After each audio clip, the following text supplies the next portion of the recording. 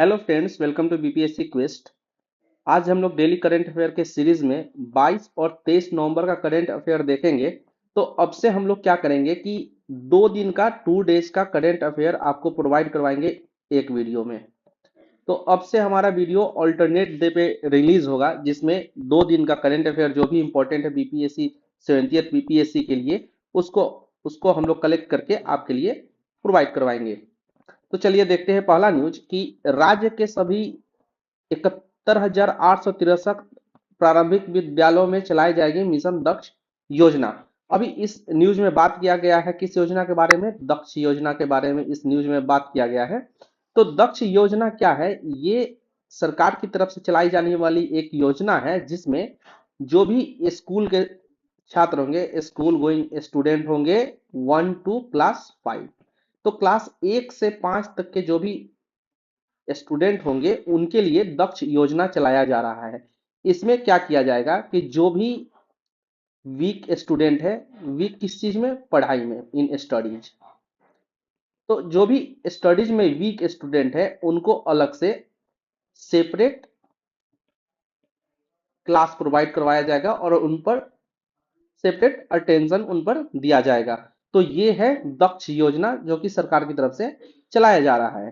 तो सबसे पहले हम लोग जानते हैं कि दक्ष योजना स्टार्ट कब हो रहा है। तो दक्ष योजना स्टार्ट हो रहा है 1 दिसंबर से।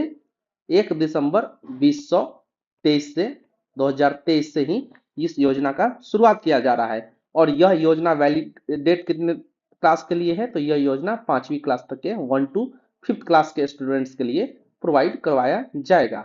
इसके साथ साथ इस योजना के अंतर्गत क्या किया जाएगा कि जो भी क्लास 1 to 5 के बच्चे हैं उनका एक टेस्ट लिया जाएगा जिला में, मतलब डिस्ट्रिक्ट लेवल पर एक टेस्ट लिया जाएगा।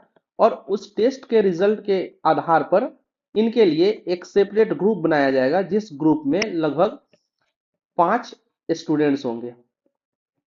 और इन स्टूडेंट्स को हर एक ग्रुप के स्टूडेंट को के लिए एक अलग से one teacher for each group will be provided. तो अगला न्यूज है कि ministry ask state to encourage use of Sathee portal. मतलब एजुकेशन मिनिस्ट्री ने अभी स्टेट्स को रिकमेंड किया है कि वो साथी एक पोर्टल है जिसके यूज को स्टूडेंट के बीच में रिकमेंड कर रहे हैं कि इसके यूज को बढ़ावा दिया जाए। तो सबसे पहले हम लोग देखते हैं कि साथी पोर्टल है क्या। देखिए, साथी पोर्टल का हम लोग सबसे पहले फुल फॉर्म देखते हैं कि साथी पोर्टल का फुल फॉर्म क्या है। इसका है कि self assessment test and help for entrance exam. जैसा कि इसके नाम में ही है कि एंट्रेंस एग्जाम के लिए यह ऐप हेल्प करता है, साथ ही साथ सेल्फ सेल्फ असेसमेंट करता है इसका स्टूडेंट्स का। तो ये एक पोर्टल है जो कि रन किया जाता है किसके द्वारा? मिनिस्ट्री ऑफ एजुकेशन के द्वारा। और इस पर स्टूडेंट के लिए फ्री कोचिंग तथा गाइडेंस प्रोवाइड करवाया जाता है। किस चीज के लिए? कॉम्पिटिटिव एग्जामिनेशन के लिए, जो कि फ्री ऑफ कॉस्ट होता है, फ्री ऑफ कॉस्ट। इसमें क्या किया जाता है कि जो भी आईआईटी और आईआईएससी के टीचर्स हैं, जो भी प्रोफेसर्स हैं, उनके द्वारा डिजाइन कोर्सेज होते हैं जो कि हेल्प करते हैं स्टूडेंट्स को किस चीज के लिए? JEE, NEET, GATE, PSC, UPSC, इन इस तरीके के एग्जाम्स की तैयारी में काफी मदद करते हैं। किसको? जो भी स्टूडेंट्स हैं। और ये केंद्र सरकार द्वारा संचालित योजना है जिसका लाभ कोई भी स्टूडेंट ले सकता है। यह एक पोर्टल है जिसका यूज कोई भी कर सकता है। तो देखते हैं कि साथी पोर्टल के फीचर्स क्या है। तो देखिए, साथी पोर्टल के फीचर है जैसे कि ये प्रिपरेशन के लिए मटेरियल प्रोवाइड करवाता है एंट्रेंस एग्जाम के लिए। साथ ही साथ ये वीडियो सॉल्यूशंस प्रोवाइड करवाता है एंट्रेंस एग्जाम के क्वेश्चंस का। जेई, नीट जैसे बड़े एग्जाम्स की ये तैयारी करवाता है वेबिनार्स के थ्रू। इसके साथ साथ ये मोटिवेशनल सेशंस भी प्रोवाइड करवाता है। अभी देखिए, इसके कोर्सेज करेंटली कितने भाषाओं में अवेलेबल है? 4 भाषाओं में। देखिए, साथी पोर्टल का S8, देखिए साथ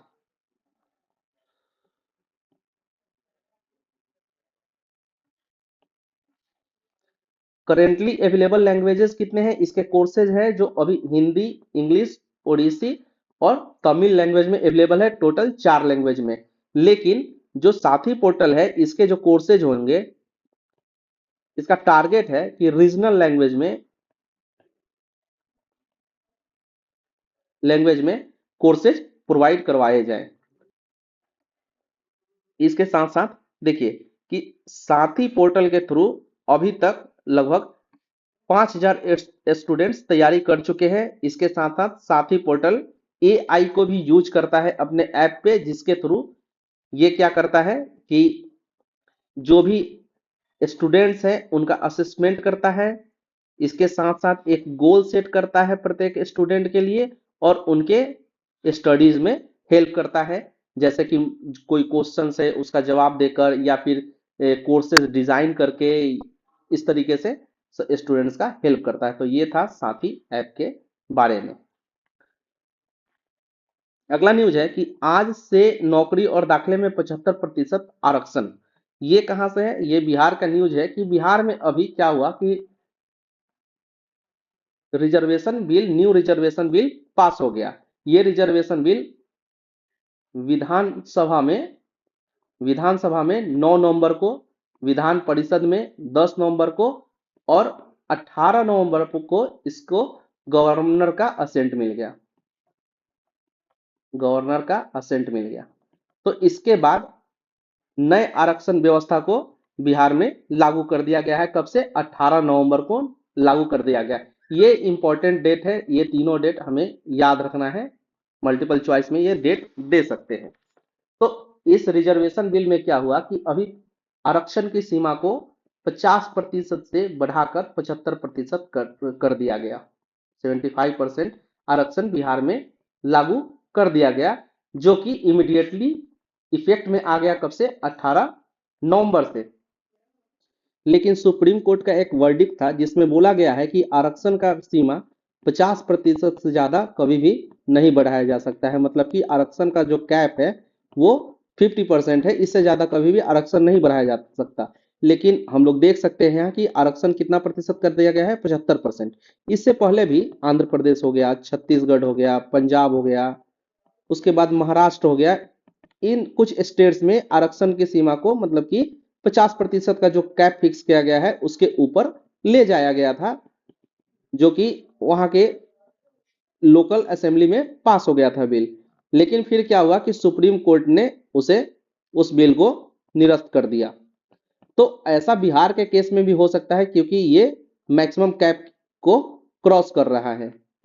तो इसके लिए अभी बिहार में आरक्षण बिल को 9वीं अनुसूची में डालने की बात 9वीं अनुसूची में डालने की बात की जा रही है, 9th शेड्यूल में।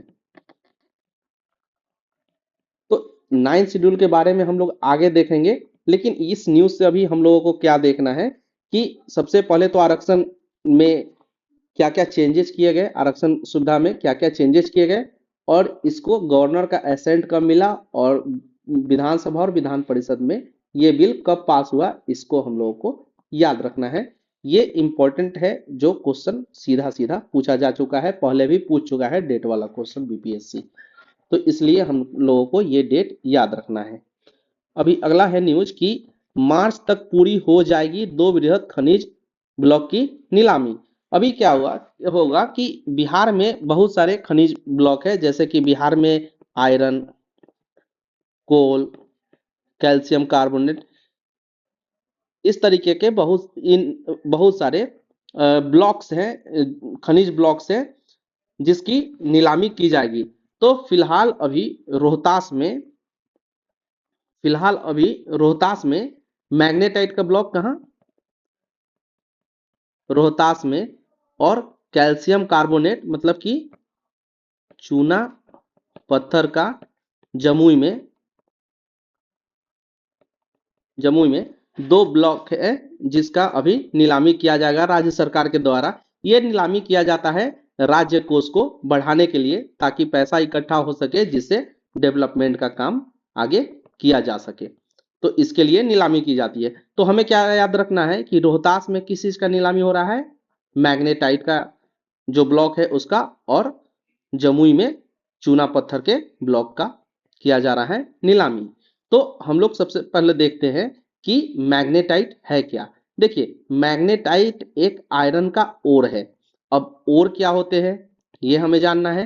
तो ओर होते हैं क्या, are impure form of elements or compounds from which pure elements और कंपाउंड आर रिफाइंड। तो देखिए, जैसे कि आयरन का भी कुछ और होगा, तो ये मैग्नेटाइट हो गया, हेमेटाइट हो गया, लेमोनाइट हो गया, सिडेराइट हो गया, ये कुछ आयरन के ओर्स हैं। अभी देखिए, इन ओर्स में जितना आयरन का परसेंटेज अवेलेबल होगा उस हिसाब से इसे अच्छा और बुरा और हम लोग डिफाइन करते हैं। मतलब कि कोई और कितने बेस्ट क्वालिटी का है, यह डिपेंड करता है कि उस ओर में उसका पेरेंट मटेरियल कितना है। जैसे कि अगर मैग्नेटाइट का हम लोग बात करें तो इसमें 72% आयरन होता है, जो कि आयरन का एक बेस्ट ओर माना जाता है। उसी तरीके से हेमेटाइट, जिसमें 70% आयरन होते हैं, लेमेनाइट में 40 से 60% और सीडेराइट में 40 से 50%। तो हम लोग देख सकते हैं आयरन कंटेंट के हिसाब से मैग्नेटाइट है जो कि बेस्ट ओर है। किसका? Best ore of iron. और ये मैग्नेटाइट ही अवेलेबल है कहाँ? रोहतास में। तो क्वेश्चन सीधा पूछा जा सकता है कि बेस्ट क्वालिटी ऑफ ओर कहाँ फाउंड होता है बिहार में, तो उसका आंसर हो सकता है कि रोहतास आपको ऑप्शन में देखने को मिल जाए। तो मैग्नेटाइट का हम लोग फॉर्मूला देख लेते हैं। किसका फॉर्मूला? जैसे Fe3O4 और हेमेटाइट का फॉर्मूला Fe2O3। तो देखिए, यहाँ हम लोग फॉर्मूला में भी देख सकते हैं कि इसमें आयरन कितना 3 पोर्शंस है और इसमें आयरन 2 पोर्शंस है। और वैसे भी एक्सपेरिमेंटली मैग्नेटाइट में 72% आयरन और हेमेटाइट में 70% आयरन होता है। तो इस तरीके से हम लोग ओर्स को डिफ्रेंशिएट कर सकते हैं। इसके अलावा हम लोग देखते हैं कि ये आयरन आयरन ओर्स का कहाँ कहाँ हम लोग को मिलता है। तो ये मिलता है जैसे कि गुंटूर में, बैलाडीला में, इसके अलावा जाजपुर में, ऐसे करके बहुत सारे जगह पे पूरे इंडिया में आयरन मिलता है। आयरन के ओर्स मिलते हैं जिसका नाम हम लोगों को याद रखना है।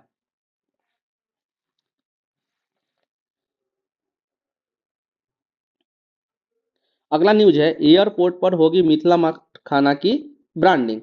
अभी देखिए कि मखाना महोत्सव मनाया जा रहा है बिहार में, 2000 मखाना महोत्सव 2023। तो इसमें बात किया जा रहा है कि प्रत्येक एयरपोर्ट पे मखाना का स्टॉल लगाया जाएगा। तो इससे क्या होगा कि मखाना का ब्रांडिंग होगा, साथ साथ मखाना का सेल बढ़ेगा। तो देखिए, मखाना मेनली कहाँ मिलता है? मेनली बिहार और नेपाल में मिलता है। बिहार प्लस नेपाल वाला, बिहार के और नेपाल वाला जो रीजन है उसमें मखाना का खेती किया जाता है। और मखाना अभी जो है कि बिहार टॉप प्रोड्यूसर है, टॉप प्रोड्यूसर ऑफ मखाना है, और मखाना इन इंडिया। इसके साथ साथ मखाना को बिहार में जीआई टैग मिला था कब? 2022 में।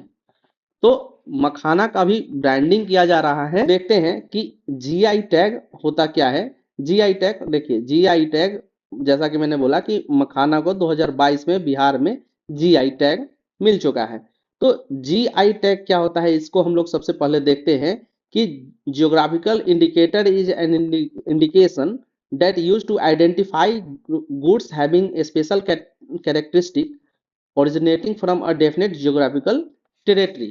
किसी भी जियोग्राफिकल टेरिटरी में अगर कोई स्पेशल काइंड का फूड हो गया या कोई भी प्रोडक्ट हो गया, अगर वो प्रोड्यूस हो रहा है तो उसे जियोग्राफिकल इंडिकेटर का दर्जा दिया जाता है। और ये दर्जा देता कौन है? ये दर्जा WTO और ट्रिप्स मिलकर ये दर्जा देता है जियोग्राफिकल इंडिकेटर का।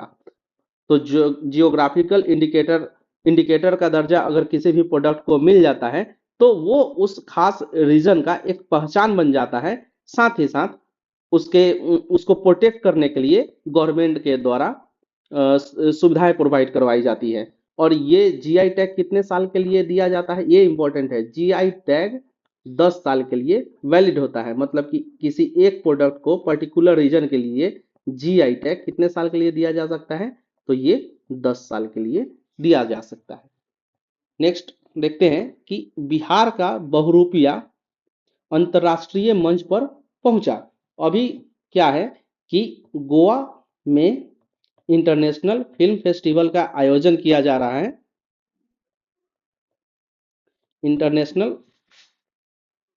फिल्म फेस्टिवल ऑफ इंडिया का आयोजन किया जा रहा है। यह 54वां संस्करण है, फिल्म 54th संस्करण है फिल्म फेस्टिवल का। इसमें बिहार का एक फिल्म है जिसका नाम है बहुरूपिया।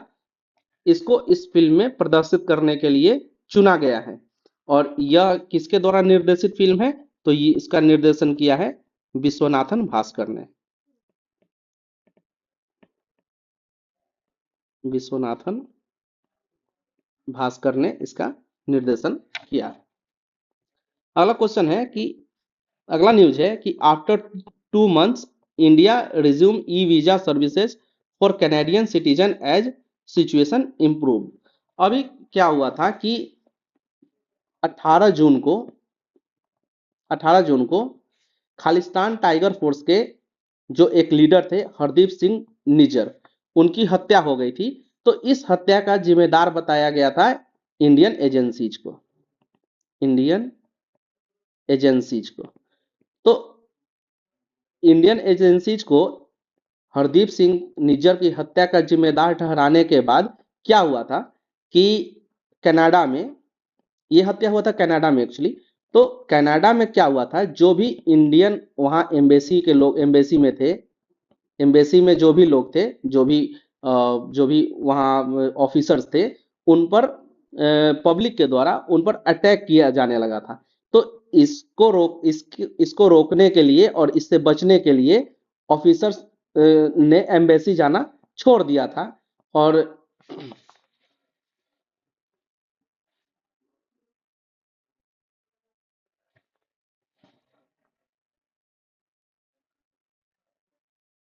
अभी देखिए एम्बेसी में कोई भी ऑफिसर अवेलेबल नहीं थे, जिसके कारण जो वीजा वीजा जो प्रोसेसिंग था वो बंद हो गया था। तो जो भी कैनेडियन सिटीजन्स थे उनको इंडियन वीजा देना बंद कर दिया गया था। लेकिन अभी क्या हुआ है कि हालात कुछ सुधरा है, उसके बाद से फिर से इंडियन वीजा को इंडियन वीजा कैनेडियन सिटीजन्स के लिए ओपन कर दिया गया है। ये लगभग 2 महीने तक वीजा देना बंद कर दिया था इंडियन गवर्नमेंट ने, किसको, कैनेडियन सिटीजन्स को। तो हम लोग को याद रखना क्या है इसमें कि खालिस्तान टाइगर फोर्स एक ऑर्गेनाइजेशन है जिसके एक लीडर थे हरदीप सिंह, जिनकी हत्या कब हुई थी, 18 जून को इनकी हत्या हुई थी। जिसके जिम्मेदार कौन थे, मतलब माना गया था कि इंडियन एजेंसी इसके जिम्मेदार थे। तो ये खालिस्तानी टाइगर फोर्स का नाम याद रखना है और हरदीप सिंह निज्जर का नाम हम लोगों को याद रखना है।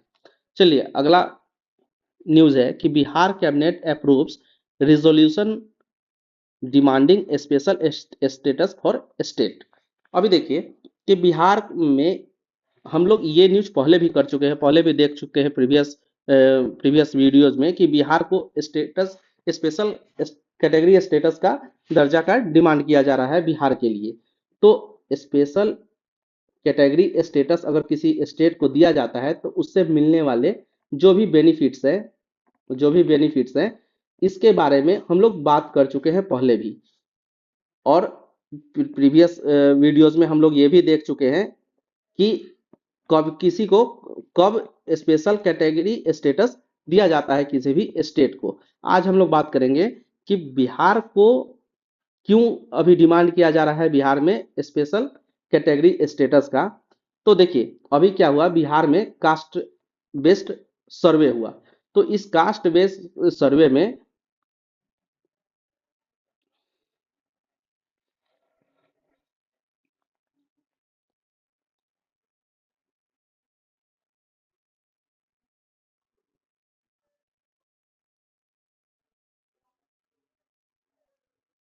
तो इस कास्ट बेस्ड सर्वे में पाया गया कि बिहार में अभी 94 लैक्स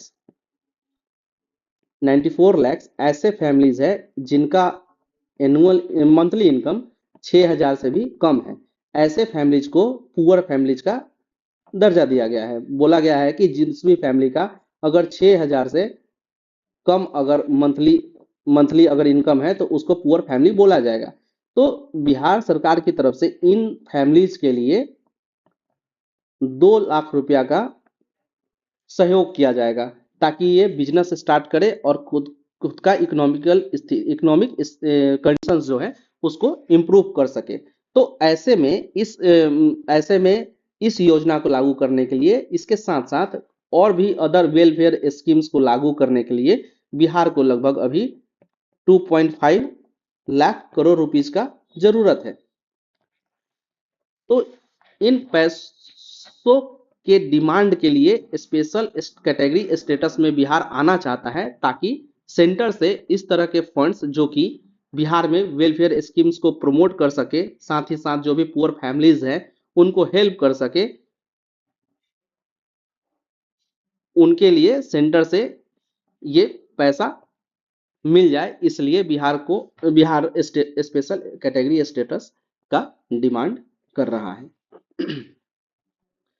नेक्स्ट न्यूज है कि DGCA imposes 10 lakh penalty on air India. चलिए, इस न्यूज में कुछ खास नहीं है, हम लोग को सीधा याद रखना है कि अभी 10 लाख का पेनाल्टी किस पर लगाया गया, तो वो है एयर इंडिया पर। किसके द्वारा लगाया गया? डीजीसीए। डीजीसीए क्या है? यह है directorate general of civil aviation ने लगाया 10 लाख का जुर्माना। किस पर? पेनाल्टी किस पर? एयर इंडिया पर। Next news is Israel and Hamas agrees to 4 days cease fire in Gaza. अभी देखिए, इजराइल और फलस्तीन में अभी वार का सिचुएशन चल रहा है, जो कि स्टार्ट हुआ था कब? ये स्टार्ट हुआ था 7 अक्टूबर को। अभी देखिए, 7 वीक खत्म हो चुके हैं, मतलब कि 7 वीक से ये वार स्टार्टेड होने, यहाँ लिख देता हूं मैं, स्टार्टेड ऑन 7 अक्टूबर से ये स्टार्ट हुआ। अभी 7 वीक्स बीत चुके हैं, इसके बाद भी इस वार का कोई भी रिजल्ट अभी नहीं आ पाया था। तो अभी जो इजराइल के जो प्रधानमंत्री है बेंजामिन नेतन्याहू, उन्होंने डिसाइड किया था कि अभी 4 डेज का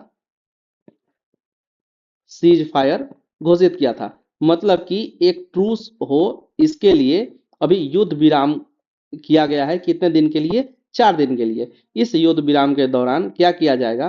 फलस्तीन और इजराइल के बीच में जो भी बंधक हैं उनका एक्सचेंज किया जाएगा। साथ ही साथ एक ऐसे निर्णय पर पहुंचने की कोशिश की जा रही है ताकि ये युद्ध यहीं रुक जाए। तो अभी ये हम लोगों को क्या याद रखना है कि ये कब स्टार्ट हुआ था इजराइल हमास वार? तो 7 अक्टूबर को स्टार्ट हुआ था, और अभी फिलहाल अभी तक कितने दिन के लिए सीज फायर अनाउंस किया गया है? तो 4 दिन के लिए सीज फायर अनाउंस किया गया है। अभी इसमें और भी न्यूज आएगा, लेकिन जैसे ही एक बार ये सब मुद्दा खत्म हो जाता है तो इस पर एक सेपरेट वीडियो बना लिया जाएगा, जो भी इंपॉर्टेंट डाटा है उसको कलेक्ट कर लिया जाएगा। अगला न्यूज है कि कजरा में 185 मेगावाट क्षमता का सौर प्लांट लगाया जाएगा। कजरा कहाँ है? लखीसराय में। तो लखीसराय में अभी 185 मेगावाट का सोलर यूनिट एट कजरा लगाने की तैयारी की जा रही है। तो इसमें टोटल कितना खर्चा आएगा? 1810 करोड़ रुपया का इसमें खर्चा आएगा। तो हमें याद रखना है कि न्यू सोलर यूनिट कहाँ लगाया जा रहा है? कजरा में। कितने का? 185 मेगावाट क्षमता का। और ये कजरा कहाँ है? लखीसराय डिस्ट्रिक्ट में, लखीसराय में। अगला है कि बिहार लॉजिस्टिक पॉलिसी 2023 को दी गई स्वीकृति। बिहार ने अभी न्यू लॉजिस्टिक पॉलिसी 2023 अनाउंस किया है। तो इस लॉजिस्टिक पॉलिसी में क्या किया जाएगा कि इंडस्ट्री में इन्वेस्टमेंट को मतलब ये इन्वेस्टमेंट को प्रोत्साहित किया जाएगा। साथ ही साथ टेक्सटाइल और लेदर पॉलिसी को भी इम्प्लीमेंट किया जाएगा, और उसको स्ट्रेंथन करने के लिए जो भी लॉजिस्टिक से हेल्प हो सके। अगला न्यूज है कि मुख्यमंत्री प्रखंड परिवहन योजना होगी लागू। तो देखिए, अभी राज्य में मुख्यमंत्री प्रखंड परिवहन योजना लागू करने की तैयारी चल रही है। तो हम लोग देखते हैं कि इसके इम्पोर्टेंट फैक्ट्स क्या है। जैसे कि मुख्यमंत्री प्रखंड परिवहन योजना में 3600 new buses will be provided. इसमें क्या किया जाएगा कि एक ब्लॉक में, इन वन ब्लॉक, 5 बसेज के लिए, 5 बस के लिए सब्सिडी दिया जाएगा। कितने रुपए का? 5 लाख रुपए का सब्सिडी प्रोवाइड करवाया जाएगा। और ये सब्सिडी बेस्ड होगा किस पर? रिजर्वेशन बेस्ड होगा, रिजर्व होगा, रिजर्व सब्सिडी, जिसमें एससी को 2, एससी को ईबीसी 2 और बीसी 1, मतलब ये टोटल 5 बसेज इन कैटेगरीज में, एससी कैटेगरी में 2 लोगों को, ईबीसी में 2 लोगों को और बीसी में 1 लोग को 5 बस के लिए 5 लाख रुपए का सब्सिडी प्रोवाइड करवाया जाएगा। और ये योजना बिहार के 496 ब्लॉक्स में इंप्लीमेंट किया जाएगा।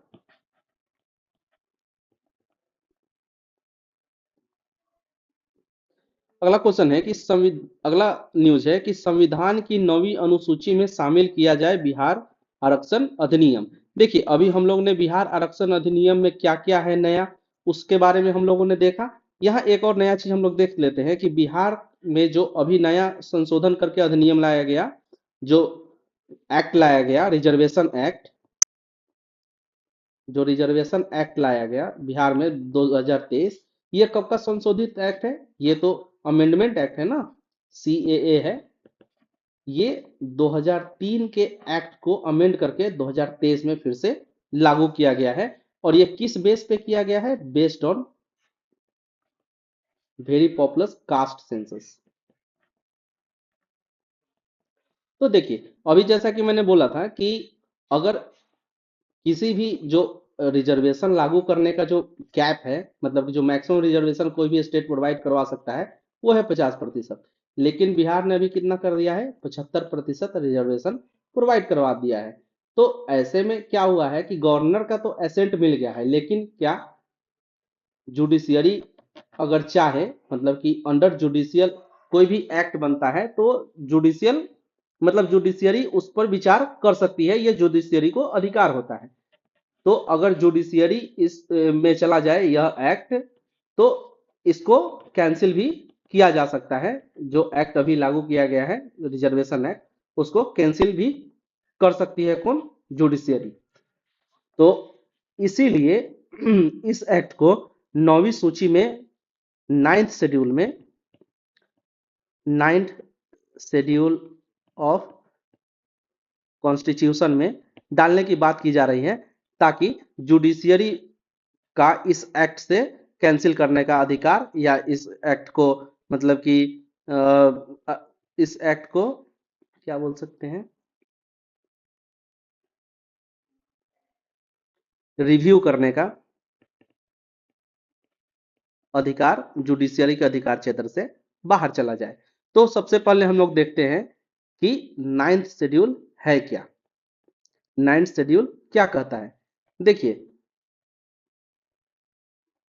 the schedule contain a list of central and state law which cannot be challenged in the court, and it was added in 1951 by first amendment of constitution, first amendment of constitution. कब? 1951 में। तो देखिए, 9वीं अनुसूची एक ऐसी अनुसूची है। देखिए, नौ तो सबसे पहले हम लोग देखते हैं कि जब कॉन्स्टिट्यूशन अपना लागू हुआ था तो उस समय टोटल कितने शेड्यूल थे? कितने शेड्यूल थे? 8। तो 9वां शेड्यूल पहला शेड्यूल था, जो कि 1951 में जोड़ा गया था। और इस शेड्यूल में बात किया गया था कि ऐसे लॉ को रखा जाए जिस पर जुडिशियरी का कोई अधिकार नहीं हो रिव्यू करने का। उस पर अधिकार किसका होता है? संसद का सिर्फ अधिकार होता है रिव्यू करने का। तो अभी बिहार गवर्नमेंट चाहती है कि जो भी आरक्षण बिल है जो बिहार में भी रिसेंटली पास हुआ, कब 18 नवंबर को, उसको डाल दिया जाए किसमें, 9वीं अनुसूची में, ताकि जुडिशियरी इस पर रिव्यू नहीं कर पाए और ये रिजर्वेशन बिल अच्छे तरीके से बिहार में बिना किसी परेशानी के इम्प्लीमेंट हो सके। अभी यहाँ वही बताया गया है, why is there is a need of include this bill in ninth schedule. तो the ninth schedule of the constitution include the list of central and state law that can not be challenged in the court including the two amendment bill in the ninth schedule would make them immune to legal challenges. कोई भी legal challenge नहीं किया जा सकता है अगर कोई भी बिल नाइन्थ शेड्यूल में चला गया तो। तो अभी हम लोग देखते हैं कि क्या पहले भी नाइन्थ शेड्यूल में तो अभी, अच्छा एक और फैक्ट है कि इससे पहले भी नाइन्थ शेड्यूल में 284 ऐसे कानून हैं जिसको नाइन्थ शेड्यूल में पहले से डाला जा चुका है। तो अगर ये आरक्षण बिल जाता है तो ये इसका नंबर क्या होगा, 285वां ऐसा ऐसा कानून होगा जिसको शेड्यूल नाइन्थ के अंडर रखा जाएगा। देखिए अगला ये न्यूज नहीं है, एक नोटिस है जिसमें बताया गया है कि दरोगा के 1275 पदों के लिए 17 को होगी लिखित परीक्षा। मतलब दरोगा का जो भी बिहार एसआई का एग्जाम है उसका डेट आ गया है, जो कि है 17 दिसंबर को, और यह परीक्षा 2 शिफ्ट में होगी, 2 शिफ्ट में कंडक्ट करवाई जाएगी। तो ऐसे में हम लोग अभी क्या करने वाले हैं कि बिहार दरोगा के लिए जो टॉप 500 एमसीक्यू है उसका एक सीरीज लाने वाले हैं, जो कि 2 से 3 दिन में आप लोगों को मिल जाएगा। तो आप लोग तैयारी दरोगा।